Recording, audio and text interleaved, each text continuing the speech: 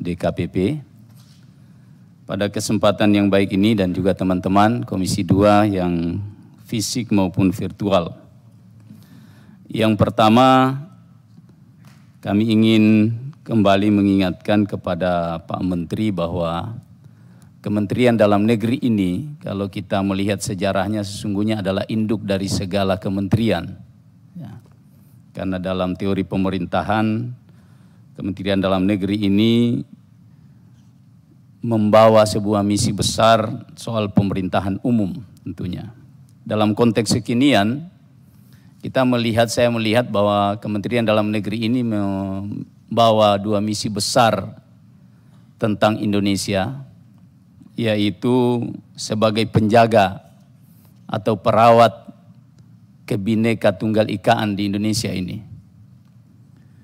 Oleh karena itu, pada kesempatan yang baik ini, yang pertama saya ingin memberi dukungan yang sebesar-besarnya kepada Pak Menteri sehubungan dengan koordinasi dan supervisi kepada semua daerah dalam rangka membantu masyarakat, terutama dalam masa pandemi sekarang ini, terutama dalam realisasi anggaran. Saya mungkin tadi berbeda dengan senior saya, kalau yang saya pahami Pak Menteri justru menguber semua kepala daerah untuk cepat menghabiskan uang yang ada di dalam kas daerah untuk tidak disimpan di dalam kas daerah. Saya kira Pak Menteri ini sebuah hal yang sangat bagus, karena memang saya perhatikan beberapa daerah Pak Menteri bahwa sepertinya banyak kepala daerah yang belum sama sekali bisa menerjemahkan apa maksudnya Pak Presiden. Di masa pandemi ini, sesungguhnya kalau kepala daerah paham, lebih banyak mengedepankan program yang padat karya ke masyarakat sehingga masyarakat bisa berpenghasilan, tidak yang padat modal. Tapi kebanyakan di daerah masih terus mengutamakan itu, masih lebih mereka mementingkan membangun gedung-gedung yang mewah ketimbang memberi pekerjaan kepada masyarakat kita yang kebanyakan hari ini banyak yang kehilangan pekerjaan. Dan saya memahami Bapak Presiden selalu menyampaikan seperti itu.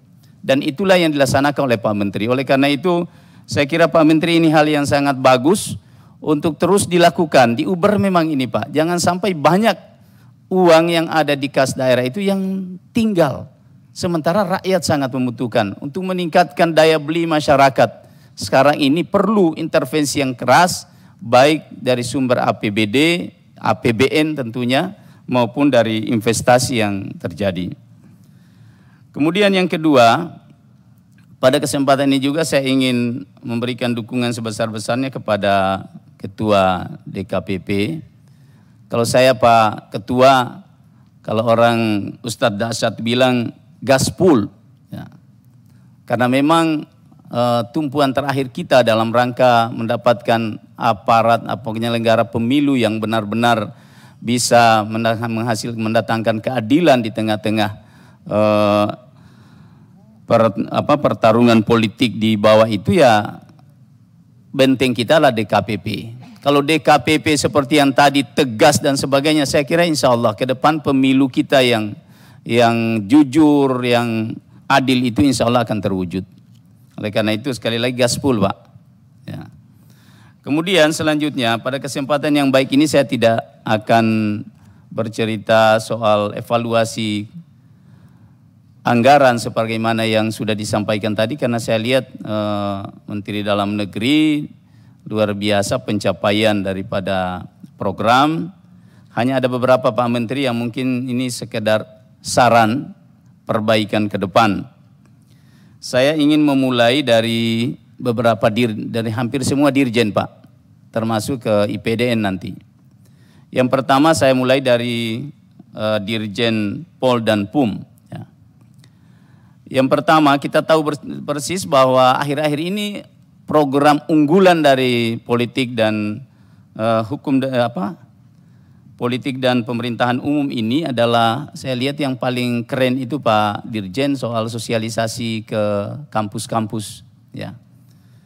Mungkin yang ingin saya sampaikan sekali lagi sekedar menambahkan supaya sosialisasi tentang membangun nasionalisme di kampus ini yang perlu masif kita lakukan.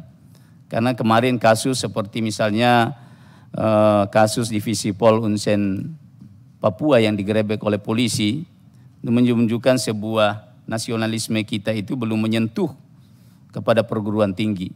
Nah, ini harapan kita bahwa karena potensi brainwash itu sebenarnya ada di sana. Ini yang harus kita pikirkan bersama ke depan Pak Menteri, bahwa ini diperbesar ini Pak, sosialisasi ke tingkat perguruan tinggi, utamanya berkaitan dengan anti integrasi, anti republik, bahkan anti Pancasila, itu kebanyakan di situ sebetulnya. Nah, kemudian yang kedua saya masuk di Adminduk ya, Pak Dirjen Dukcapil ini yang luar biasa, saya lihat promosinya ya, cara hebatnya Pak. Saya senang Pak, karena Pak Dirjen tidak kelihatan sebagai seorang dirjen. Itu bahkan saya bilang ini Pak Dirjen lebih familiar daripada Kepala Dinas Dukcapil. Ya. Saya kira ini Pak Dirjen perlu ditingkatkan terus. Cuman ada beberapa kritikan Pak Dirjen, mungkin ke depan harus lebih kita pelayanan kependudukan ini supaya kita menghindari kita tahu ada kasus ya, seperti soal status kependudukan, kasus Joko Chandra, kemudian kasus Bupati Saburai Jua. Mungkin ini merupakan salah satu pelajaran penting yang harus kita.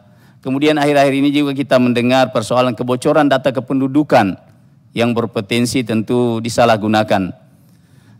Saat ini tentu orang semua merasa tidak aman tentang data pribadi yang dimiliki masing-masing. Belum lagi kita mendengar akhir-akhir ini ada surplus ribuan orang jumlah penduduk di salah satu kabupaten di Papua yang kemarin sampai di MK, Kabupaten Nabire. Nah, mungkin ini Pak Dirjen merupakan salah satu evaluasi ke depan. Kemudian selanjutnya ke Dirjen Otda, saya kira apa yang disampaikan oleh Pak Gubernur tadi, saya juga ingin mengulangi bahwa perlu dipikirkan daerah-daerah kita ini, terutama dalam kaitannya dengan penyederhanaan organisasi dan konversi jabatan. Karena ini juga sangat penting, mengingat daerah-daerah kita ini tidak semua sama, sehingga perlu diberi, kalau saya mengusulkan perlu pilot project dulu, jangan langsung disamaratakan pada sebuah daerah. Kemudian dengan Dirjen Bina Keuangan Daerah, juga tadi sudah disampaikan berkaitan dengan masalah aplikasi keuangan. Nah, ini butuh waktu, tapi kalau bisa jangan langsung disamaratakan sehingga daerah punya kesempatan untuk berbenah. Kemudian administrasi berkaitan dengan Adwil, ya, di Direktorat Jenderal Adwil, saya juga menyampaikan apa yang harus kita lakukan kira-kira ke depan supaya urusan pemerintahan umum yang dirasakan oleh Mendagri ini benar-benar bisa kita laksanakan. Terutama ada dua hal Pak Menteri, saya belum tahu konsepnya bagaimana, tapi saya ingin menyampaikan Pak Menteri soal status polisi Pamong Praja itu. Ya. Polisi Pamong Praja ini Pak Menteri, sesungguhnya kita dulu waktu saya masih Bupati Pak Menteri, kita mengangkat ini karena harapan kita bahwa Pol PP ini adalah bagian dari vertikal. Ya. Tapi setelah kemudian beralih menjadi perangkat pemerintahan daerah, maka nasib Pol PP hari ini tidak jelas. Banyak yang sudah bertugas puluhan tahun menjadi polisi Pamong Praja mengawal pemerintahan, baik pemerintah pusat maupun pemerintahan daerah, tapi hari ini tidak jelas status mereka. Mungkin ini juga salah satu usulan saya Pak Menteri, dipikirkan kira-kira gimana caranya Pol PP ini, apakah sebenarnya kekuatan besar ini Pak Menteri Pol PP ini. Kalau dihitung di seluruh Indonesia ini, mereka ya, tidak digaji saja dia berani, apalagi kalau digaji. Di Pol PP. Kemudian Litbang, saya juga ingin memberikan usulan bagaimana Litbang ini benar-benar berfungsi untuk memberikan ya kajian-kajian ya baik berkaitan dengan tugas-tugas yang ada di Kementerian Dalam Negeri. Kemudian yang terakhir, mungkin ini sebelum saya sampaikan Pak Menteri, saya mohon maaf mungkin kepada Pak Rektor IPDN. Saya hanya ingin menyampaikan aspirasi, kemudian kebetulan saya juga ini adalah salah satu alumni dari sekolah itu. Maka saya ingin menyampaikan pada kesempatan ini, mungkin kalau ada hal yang kurang berkenan mohon saya dimaafkan, tapi ini bagian dari upaya kita untuk menjadikan IPDN itu sebagai sekolah pamung praja yang benar-benar kita harapkan. Dulu kita masih sekolah di situ, saya sering disampaikan sama dosen-dosen kita, sama pelatih kita, pengasuh kita, Anda itu bukan pegawai negeri biasa. Dan itu yang selalu kami bawa. Ya. Itu yang selalu kami bawa kalau bertugas di lapangan.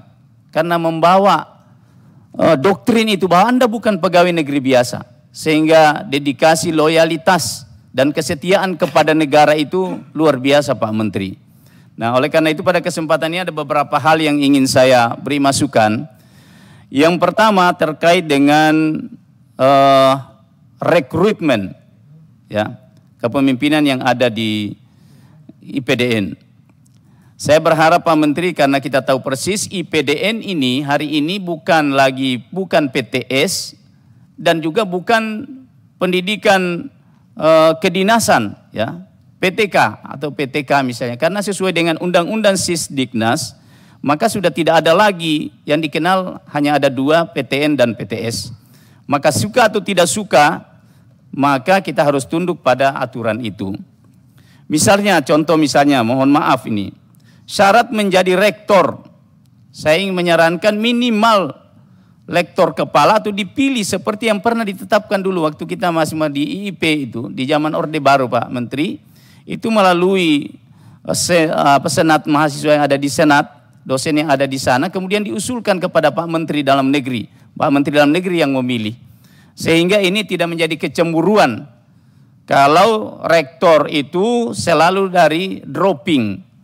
Sementara banyak orang yang berdarah-darah di IPDN itu yang meniti karir dari bawah, mungkin juga bisa diberi kesempatan mereka untuk bisa menjadi rektor karena lebih memahami daripada situasi dan kondisi yang ada di sana. Kemudian juga rektor, kemudian yang kedua rekrutmen dosen, pelatih, pengasuh dan praja. Rekrutmen dosen selama ini kita melihat bahwa setiap tahun itu migrasi dosen dari mantan pejabat struktural Kemendagri pasca pensiun ke IPDN itu bisa terjadi 5-10 orang. Ya. Pasalnya ada yang sudah mengantongi dosen fungsional tapi masih menjabat sebagai pejabat struktural di Kementerian Dalam Negeri. Mungkin ini Pak Menteri bisa nanti dicek apakah ini benar atau tidak. Kemudian selanjutnya kita tahu bahwa IPDN itu memang ada pendidikan kedinasan. Tapi kita juga butuh ya orang-orang dosen yang murni sebagai pengimbang di sana. Ya.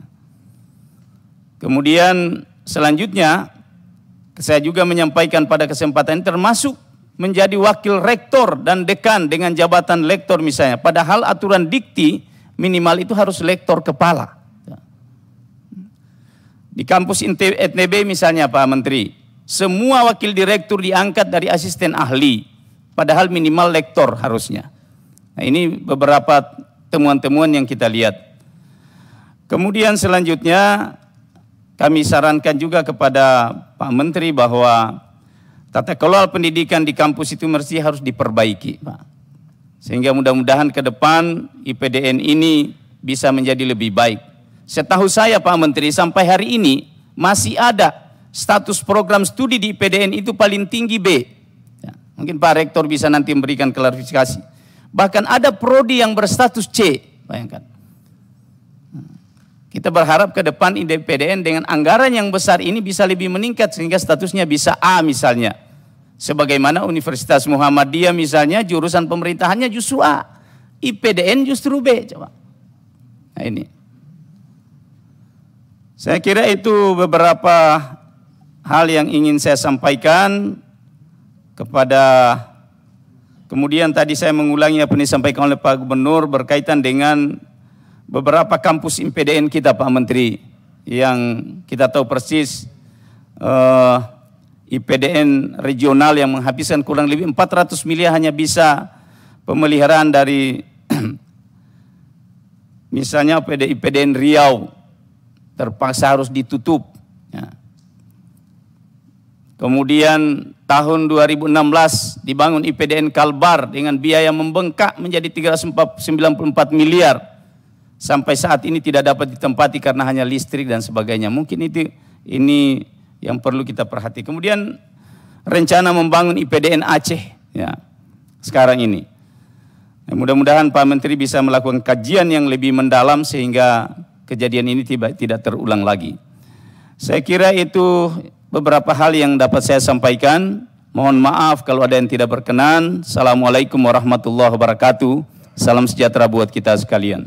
Waalaikumsalam. Terima kasih Pak Anwar Hafidh.